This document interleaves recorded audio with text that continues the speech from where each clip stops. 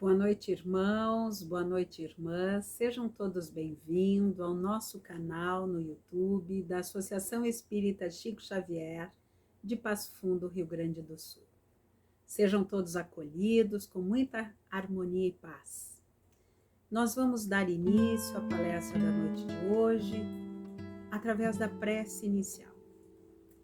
Então, convidamos a todos para que nos coloquemos numa posição reflexiva de harmonia e paz, para nos integrarmos a essa ação cósmica da luz do Divino Amigo, envolvendo-nos na paz de Deus.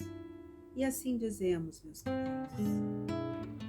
obrigada, Jesus, nosso coordenador planetário, pelas bênçãos de paz, de amor e de luz que se derramam sobre todos os teus filhos no universo, em especial no plano a que diriges, o plano terreno.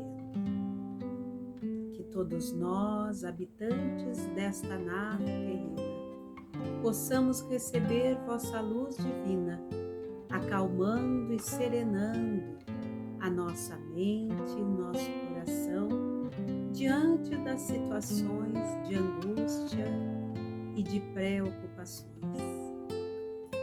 Que possamos, unidos com a tua luz, confiantes no teu amor divino e na certeza da paz e da harmonia que nos envolve, pedir aos benfeitores amigos da luz, aos nossos guias de luz, os anjos guardiões de cada um e cada uma de nós, para que nos assessorem, nos amparem, nos intuam e nos iluminem em todos os momentos de nossa vida.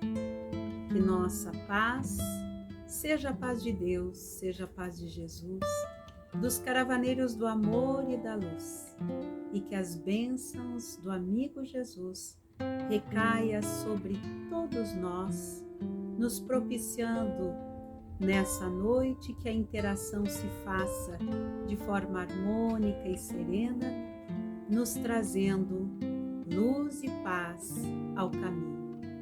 Com muito amor, com muita gratidão, damos início à nossa conversação da noite de hoje. Que assim seja.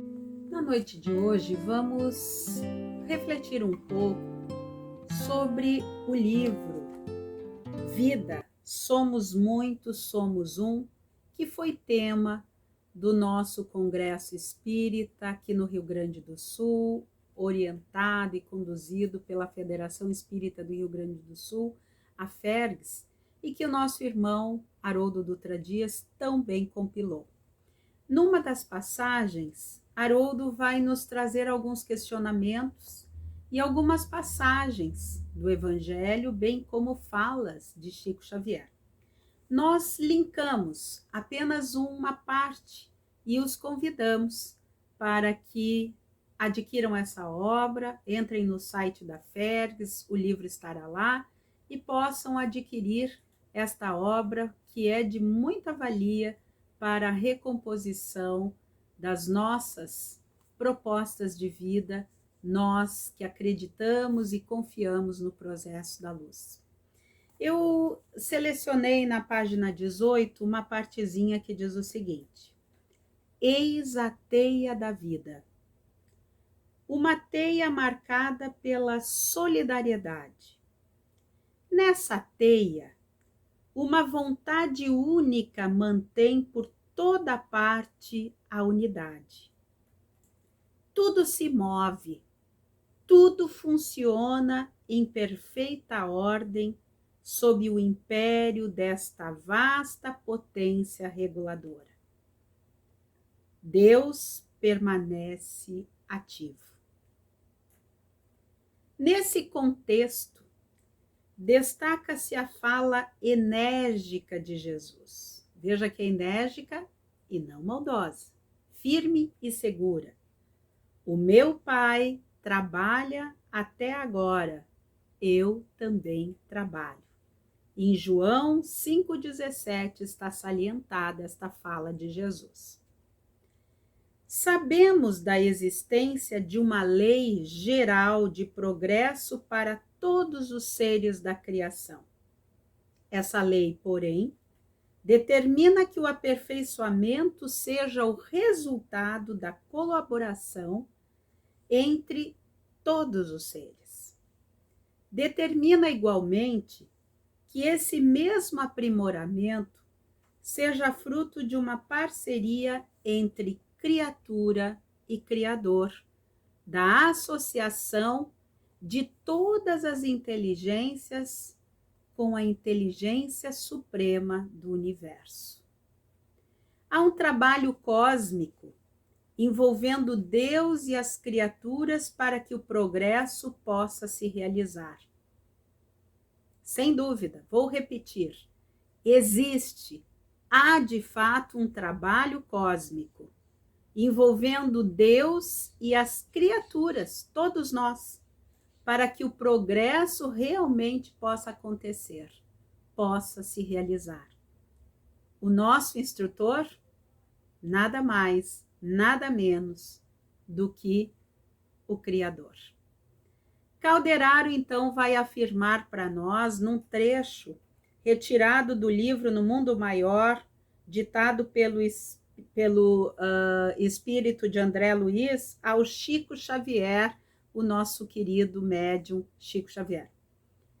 Ele diz o seguinte, numa citação, André Luiz, então, vai dizer que, em verdade, Deus criou o mundo, mas nós nos conservamos ainda longe da obra completa.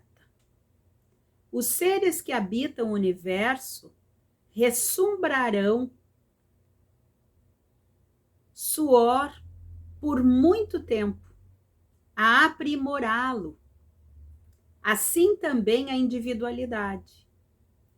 Somos criação do Autor Divino e devemos aperfeiçoar-nos integralmente. O Eterno Pai estabeleceu como lei universal que seja a perfeição obra de cooperatismo entre Ele e todos nós, os seus filhos. Mais uma vez reiterando que esse trechinho foi ditado pelo espírito de André Luiz, no livro No Mundo Maior, através da psicografia do nosso querido médium Chico Xavier. Então, segue a observação de Haroldo dizendo que, entretanto, atualmente, progressos diante do mundo em que vivemos e complexos problemas sistêmicos como fome, desigualdade social, crises econômicas e política, violência, guerras, degradação ambiental, mudanças climáticas, vírus, pandemias, entre outras, o culto à ignorância, estão a nos envolver. Aí ele faz a seguinte pergunta: algo deu errado nessa obra de cooperatismo entre Deus e as criaturas, entre Deus e nós? Algo deu errado para que tudo isso esteja acontecendo? Se a resposta for afirmativa, quem com certeza comprometeu a parceria fomos nós. Se o problema é complexo e sistêmico, pode a solução ser simplista e individualista? Aí ele responde dizendo que somos seres interconectados e interdependentes. Somos membros da teia da vida. E se somos membro dessa teia da vida, então devemos pensar e agir de forma sistêmica. Não vai existir, jamais, aperfeiçoamento sem luta, sem suor, sem renúncia. E veja que não é luta braçal nem de arma de fogo. lutas internas sobre as questões morais, éticas, as quais nós precisamos aprimorar. É dessa luta que a espiritualidade fala para nós. Jamais da luta corporal, braçal ou de agressividade. Sabemos todos disso, né? Todavia, ninguém progride isoladamente, contando apenas consigo mesmo.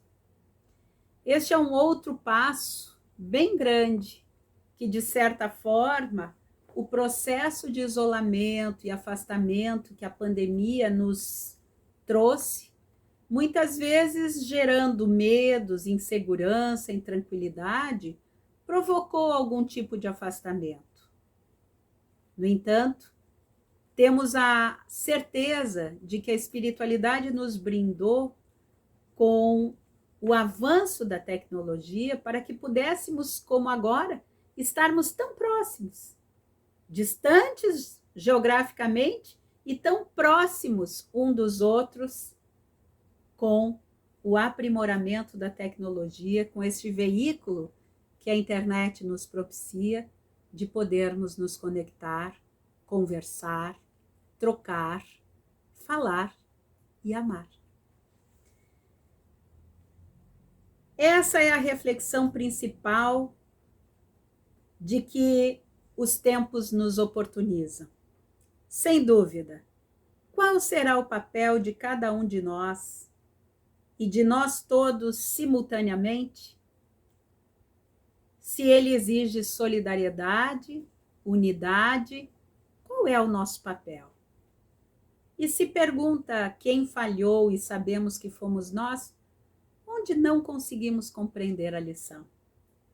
Uma advertência, porém, ressoa em nossos ouvidos, e ela vem também do livro A Gênese, de Allan Kardec, na questão sobre os milagres e as aprendizagens segundo o Espiritismo.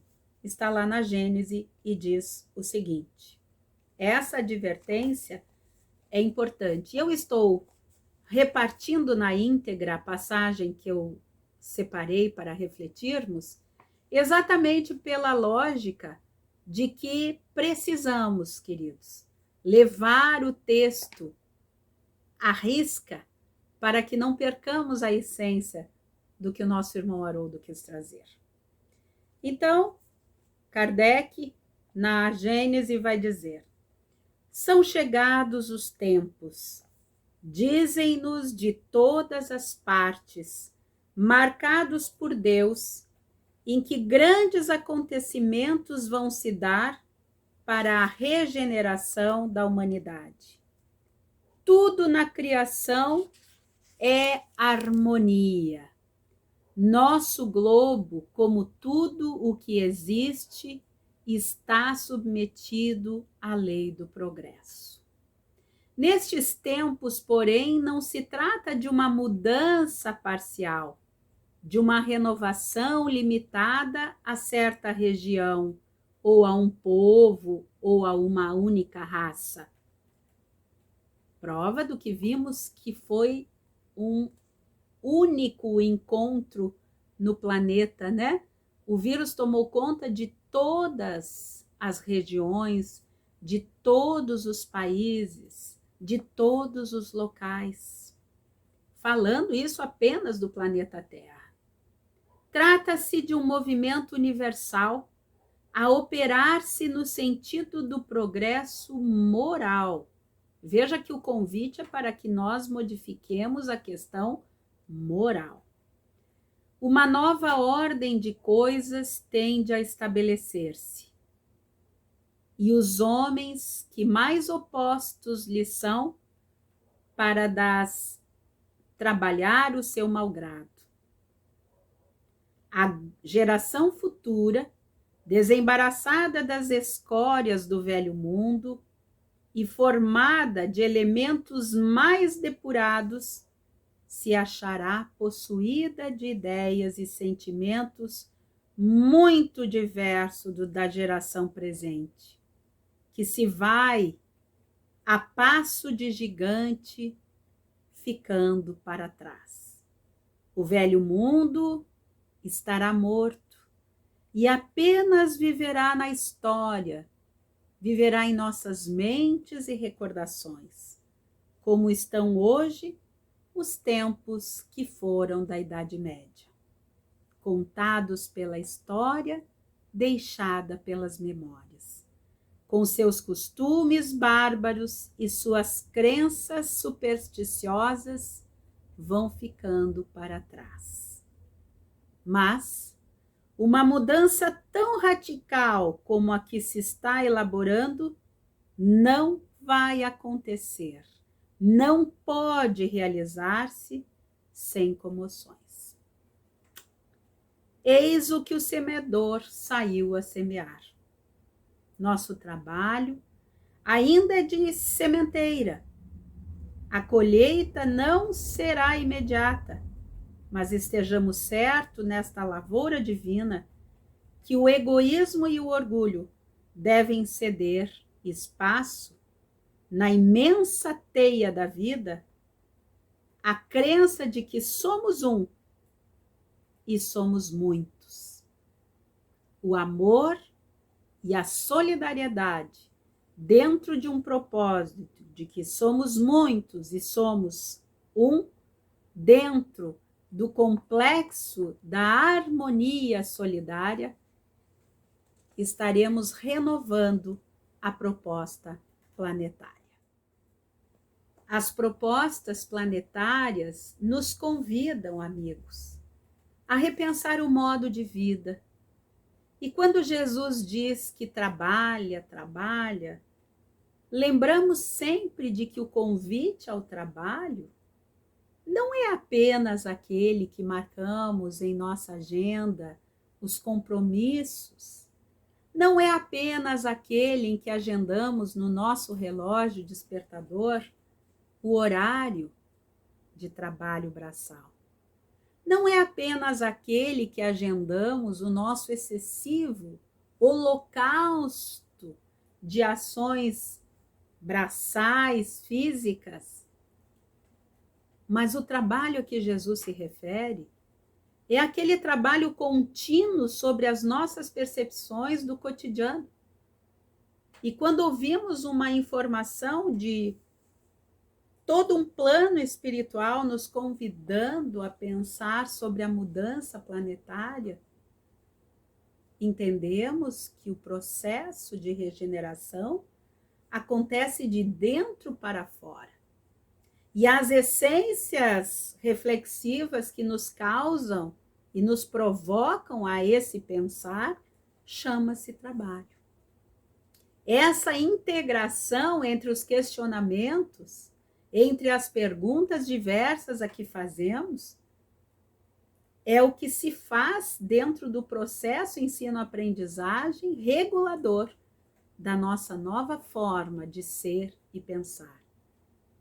E quando lembramos que o trabalho da modificação se dará na questão moral, temos que lembrar, acima de tudo, que Jesus nos convida a modificar a nossa linha de pensamento sobre a qualidade do encontro com o nosso irmão e a nossa irmã. A quem ele se refere? A raças? A uma única raça? A um único tipo de ser? Com seu tipo de economia em exuberância ou em decadência?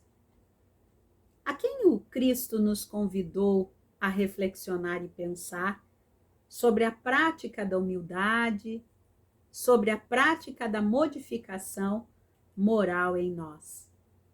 Ele nos convida e insistentemente nos aponta possibilidades para quando falamos e conversamos um com os outros sobre quem somos, de onde viemos, para onde iremos. Perguntas frequentes que fazemos ao longo de nossa jornada. Envelhecemos, ficamos jovens, usamos produtos para nos manter sempre fisionomicamente bem, mas como está o nosso interior? De que ando recheando os meus pensamentos? E como há o meu momento de integração com o meu irmão mais próximo. E aí vamos lembrar de toda uma proposta planetária que a espiritualidade nos aponta e que a doutrina espírita também nos convida a pensar. Quando convidados a reencarnarmos, enquanto éramos espíritos, vivendo no plano espiritual, fomos fazendo o nosso melhoramento adequado para a situação, porque não somos perfeitos, e fomos implorando o pedido para reencarnar. Nessa condição de seres próximos ao reencarne, fomos convidados a nos acolher. Conversamos conosco diante de um eu maior, de um propósito maior, sobre a proposta de sermos seres reencarnantes, com o objetivo de retornarmos ao plano terreno, renascermos e aqui formarmos um novo núcleo e nos melhorarmos. Essa condição do pensar e refletir sobre quem somos e o que gostaríamos de ser e quais as arestas negativas que gostaríamos de limpar para nos tornarmos seres um pouquinho melhores, é o processo moral que Jesus fala. E sabemos que ninguém dá saltos. Portanto, nos penitenciarmos por não sermos como Jesus, nos penitenciarmos e nos agredirmos emocionalmente porque não conseguimos ser aquele ser primoroso que gostaríamos de ser e que seremos um dia, mas que atualmente ainda não somos, seria regressão no processo de evolução. Mas aceitarmos a nossa condição de seres imperfeitos, mas que já se abrem e se conduzem à direção da troca fraterna, de não sermos tão impetuosos diante das nossas ideias e nossas afirmações tão impositivas por vezes, como se tivéssemos sempre na mão a ideia correta, mas que possamos fazer essas reflexões que fazemos quando convidados a adentrarmos um novo tempo. Então, nessa proposição, podemos dizer que isso é reflexionar para que nós trabalhemos em nós a condição aprimorada, melhorada, nos moralizando, com pensamentos bons, com atitudes amorosas, fraternas e melhoradas. Lembramos assim que é nessa construção do nosso encontro, do nosso eu, respeitando as nossas limitações, trabalhando em nós as reflexões daquilo que não está bom. E por isso a importância de não sermos isolados ou estarmos isolados sem a reflexão e a compreensão da troca com o outro ser que conosco convive. Porque é o outro ser que, por vezes, nos observando, nos olhando, percebe onde não conseguimos melhorar, onde está ainda o nosso desajuste, onde está ainda a nossa forma infantil e pregressa não elaborada para os dias atuais. Então, voltamos a nos perguntar: o que aconteceu? Por que não deu certo a modificação ainda? Porque ainda não construímos em nós o reino de Deus. E o reino de Deus se faz na solidariedade, na troca fraterna das relações amorosas e afetivas, no respeito de um para com o outro, no respeito pela limitação que cada um de nós temos e que o outro, por sua vez, também o tem. É nessa reflexão aprimorada, meus queridos irmãos, que todos nós vamos nos reconstruindo, vamos nos fortalecendo, criando condições vitais para um dia sermos conhecidos como espíritos reencarnados e espíritos na espiritualidade superiores. Joana de Ângeles, mentora espiritual de Divaldo Franco, tem uma fala que ela traz que eu acho fantástica e que pode servir de guia e modelo para que nós tenhamos sempre em mente aquilo que Jesus diz. Um dia seremos reconhecidos e identificados, mergulhados na luz de Deus. Não teremos diferenças estaremos num nível de ascensão de luz a ponto de sermos luz. E no Evangelho, o Cristo nos diz: todo ser mau tornar-se-á bom, todo ser bom tornar-se-á melhor.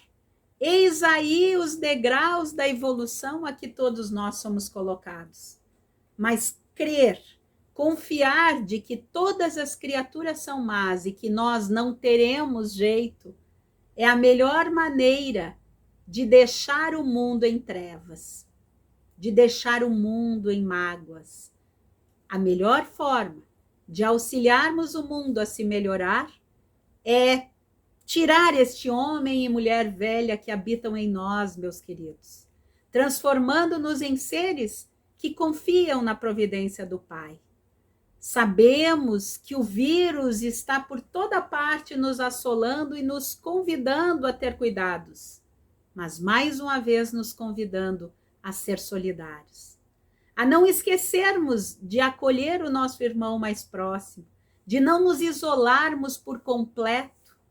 E é com essa fala que procurei no Respostas da Vida, de Chico Xavier, que recebeu do Espírito Batuíra essas belezas reflexivas e que eu costumo usá-las em nosso Evangelho no Lar.